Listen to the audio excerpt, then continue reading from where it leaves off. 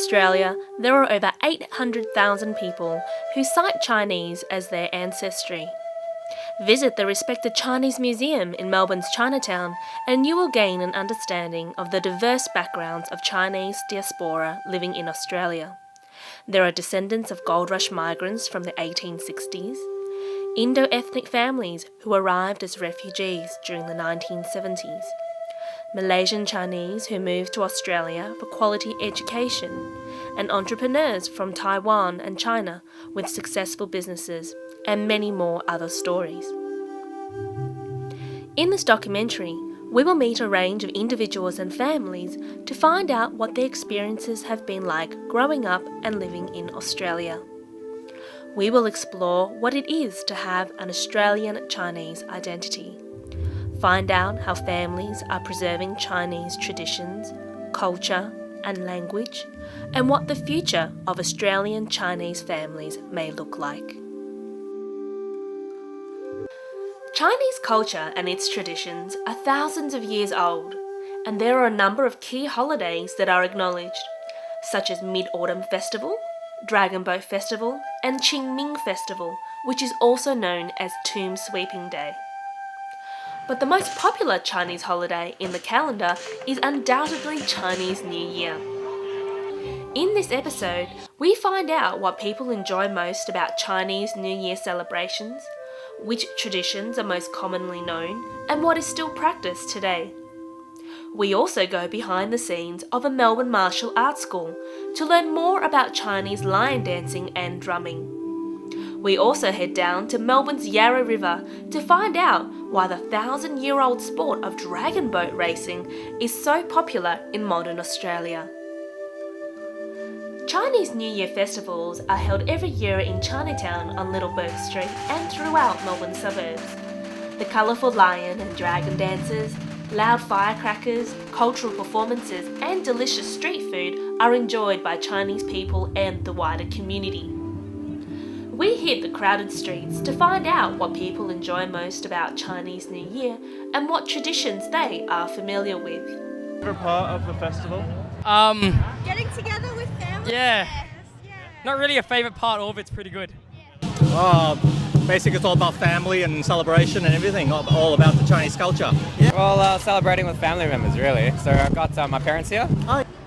It's a festival for family unions. I get together with my family. I enjoy this festival. Yeah. The family get-togethers with family, friends, the social aspect and. Well. We go to our grandparents' house and we have a dinner there.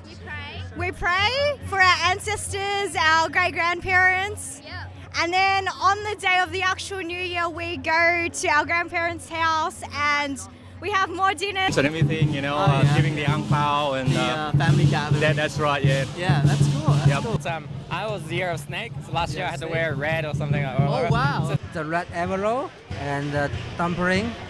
Yeah. Okay. And the red pockets. Yeah. Well, pretty much there'd be multi-course banquets as far as I'm concerned. That's great. What is your favourite part of the New Year's festival? I think it's the lion dragons, lion dance and dragon dance. It's like the tigers and all the dragon where they move around and the dragon show and the kung fu. The firecrackers and the lion dancing. The dragon and just the whole food, the whole culture. I always love all this with the dragons and the lions and the crackers. I always love the crackers. Those crackers are great. Everyone loves the watching the lion dance and the sound of the drums, the music. Yeah, it's just Superstitions that you do around New Year's? Touch the dragon for good luck. Touch the dragon for good luck, yeah. You can't take your rubbish out on New Year's because if you take it out, you won't get rich or something. Yeah. Vacuum, because then you're sucking in all the bad memories, so you just leave it. Yeah. How did you learn about these traditions? Because I was born in China, so basically when I was young, I learned that. Yeah. Traditions come from my grandfather and my father. I don't know. I experience. No, actually some from my family and through community, but the internet is also a great resource. If and when you have children, would you pass on these traditions and superstitions to them and follow them? Yes, because culture and community is very important. Yeah, definitely. I want to pass the traditional to my next generation. Yeah. Pass on to the tradition. Okay, fantastic. Could you just tell me what the words Australian Chinese mean to you? Oh, I don't know, that we can keep both traditions. Like we can celebrate Australian holidays as well as Chinese New holidays as well. So I would adopt the Australian culture, but yet retain our Chinese tradition. That's good. Yeah, that's a good answer. Yeah. I think that as an Australian Chinese born in Australia, it's important to respect the land and the culture and the values of the environment, and to also add value by your own heritage. You gotta cook Asian food on the barbecue. I think that's what it is.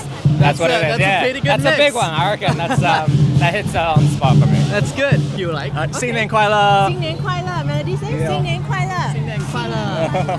万事如意，恭喜发财。 Thanks a lot. Thank you. Chinese New Year, you're watching Asian TV. Hi, you're watching Channel 31 Asian TV. Happy Lunar New Year. 恭喜發財。 Happy New Year! 恭喜發財! Lion and dragon dancing performances are an exciting part of Chinese New Year. The loud and colourful displays, accompanied with firecrackers, are put on to scare away bad spirits and to bring good fortune to the new year ahead.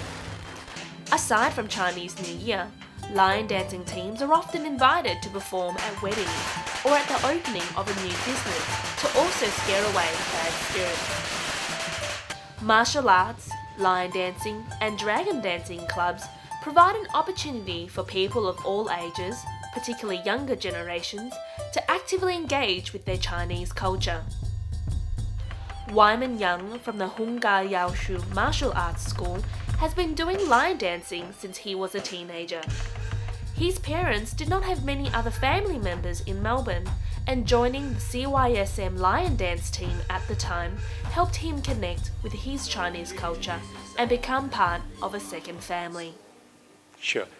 My name is Wyman Young. I'm the Chief Instructor of the Hungarian Martial Arts School. So the school is, as you can see, in this particular hall that we have, which is our clubhouse. We've been here for just over 6 months in this area, but the school has been formed in 1986, so about 28 years old at the moment. We're coming up to our 30th anniversary in about a year or so. We started, as I said, in 1986, but the senior instructors and the teaching staff of HGYS Hungarian actually came from Chinese Youth Society, CYSM. We're actually one of the original students of that particular school. And we practiced in that school Hungarkun, Hungar style, Shaolin style, one of the 5 families of Shaolin. And that's formed the name of the school. That's why we're called Hungarian. We have the second component to the school, which is judo, and that's the Yaoshu part of our name. Now, from our background in Hungar, we had a number of things that we do, and one of them being lion dancing, which is a fundamental part of our Hungar system of Kung Fu. And that is one of the 4 things that we do. We do Chinese boxing, which is Hungar. We do lion dancing. I've told you about judo, Yaodo or Yaoshu in our name. And finally, there's drumming. Now, if you look at our symbol, we have 3 fish and the circle. So each of the fish represents one of the disciplines, and the unifying part of the school is actually the drumming. And so you've seen the drums that in the background. That's, as I say, a fundamental part of what we do, part of our lion dancing, feeds into our martial arts, and we actually have a drum team of our own, which is performed in Littleburg Street and elsewhere. So they're the 4 parts of the school that run together. We started in 1986, as I said, and the reason for that is we wanted to share the joy of and the celebratory element of Chinese culture. Now, a lot of us think about Kung Fu being a fighting and martial arts element, which is pugilistic in nature and violent.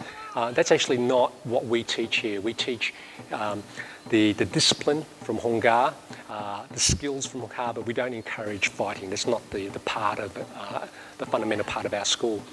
Line dancing, as I said, is a celebratory element. For those of you who know anything about line dancing, it's usually a thing that's performed during Chinese New Year as festivities, used to bless premises like restaurants and buildings or celebrate events of good luck. So we want to participate in that. That's, I believe, and all of the teachers here believe, a fundamental part of our culture and one that's very easily shared.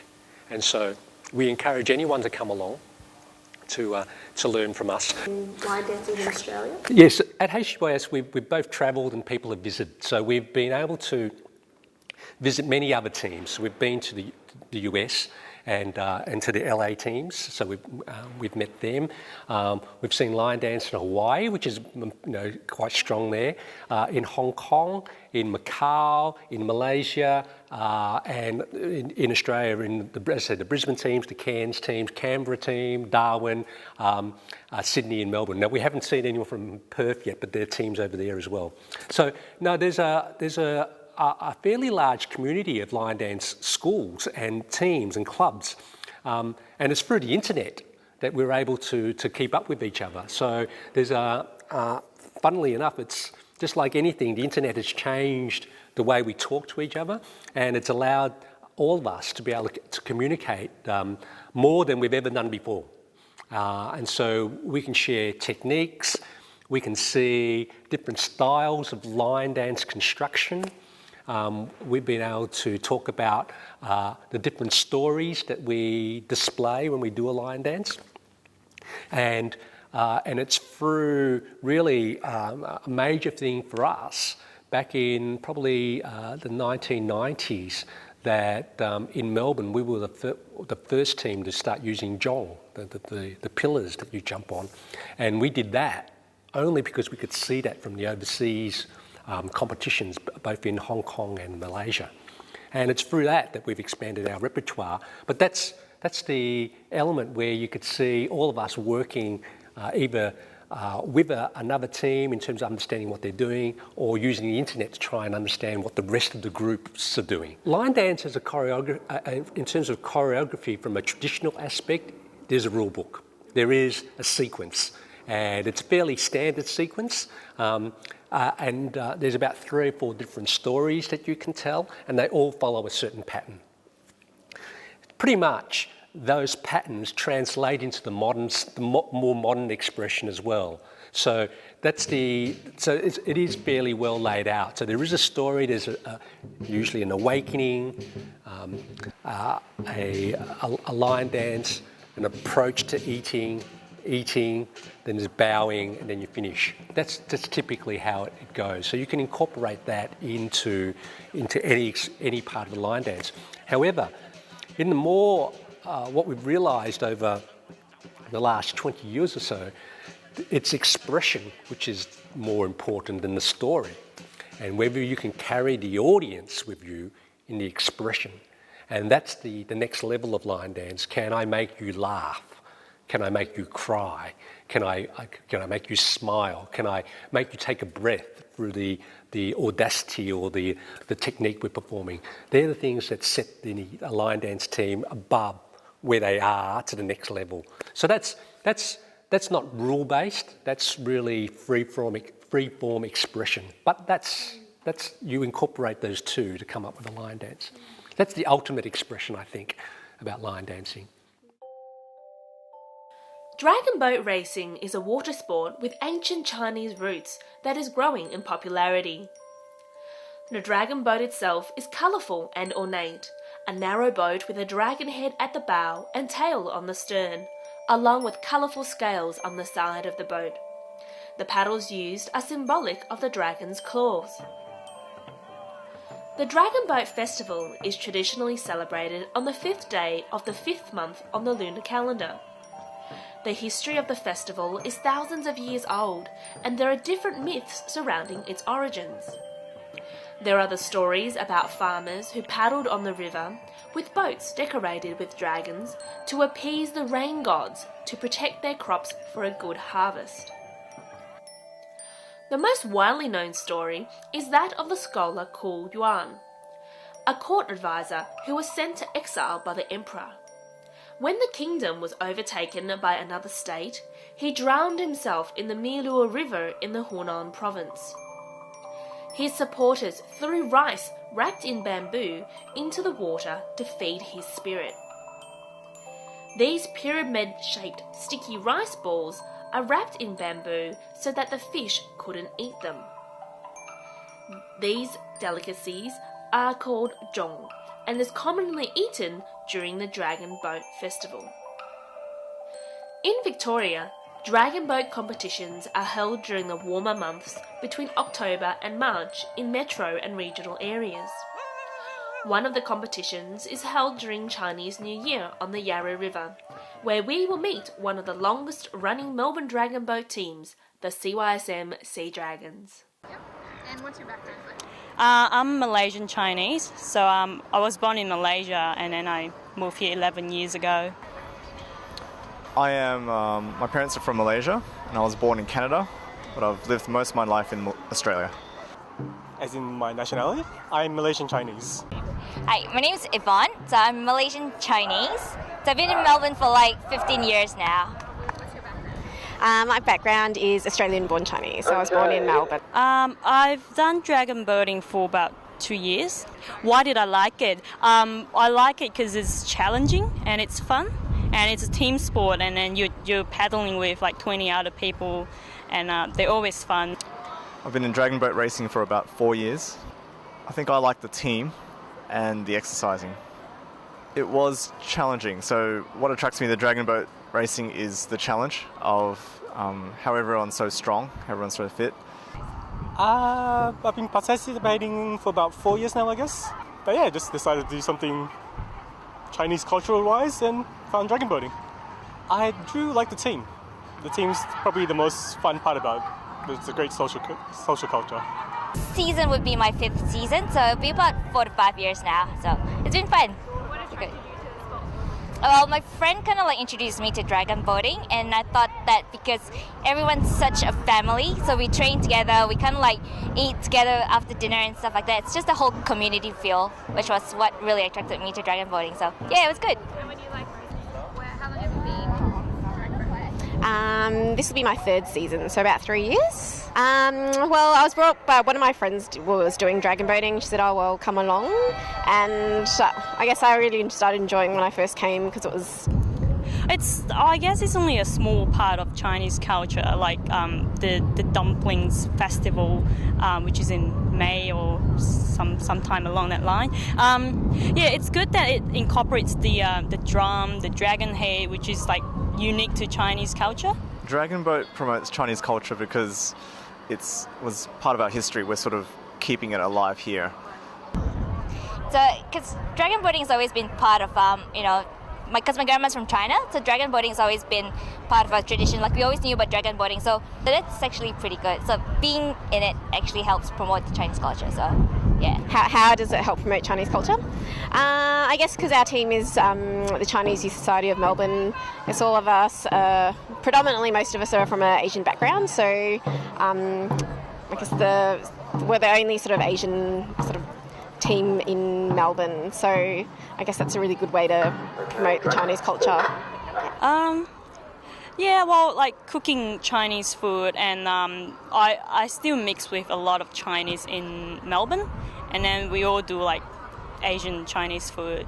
The other stuff, like maybe Chinese New Year reunion dinner. I mean, my family's not here, but me and my dragon boat teammates, we would organize a dinner. We would cook like special Chinese New Year's food.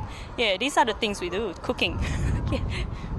Connecting with Chinese culture. In the past I did martial arts, so a form of Chinese Kung Fu. But other than that, it's more family, cultural, traditional activities like Chinese New Year, big dinners, the food, and that's about all, yeah. It's alright. Usual things like, not so much in public, but it's more of a family cultural thing. So we do celebrate traditional things like Chinese New Year. But yeah, mostly just a lot of family-oriented cultural ones. So I think it's just a matter of sharing the traditions with your colleagues, with your friends. So that helps a lot, like telling them all about Chinese New Year and what we usually do at Chinese New Year. So yeah. I guess other ways I connect with Chinese culture, I guess, is through my family. So doing, the Chinese festivals, obviously food, Chinese food, and, coming together and making it and eating. Yeah. I think so, yeah. Yeah, like we know the story and we know it pretty well. And although, like, after all, it's about winning the race, and no, it's not really about culture here anymore. I mean, maybe a little. Yeah, it does give me the sense of pride that I'm Chinese and I'm doing dragon boat. Yeah. I mean, I guess that's why I decided to do dragon boat, because it's part of the Chinese culture. So I thought being a little bit more involved in the Chinese aspect of it all, I guess. Yes, I do think it is more meaningful, and particularly when I started dragon boating, my parents were quite excited that I was doing a Chinese sport and doing dragon boating, so they came down a few times to watch me race, so I think they were quite proud that I was doing something more Chinese.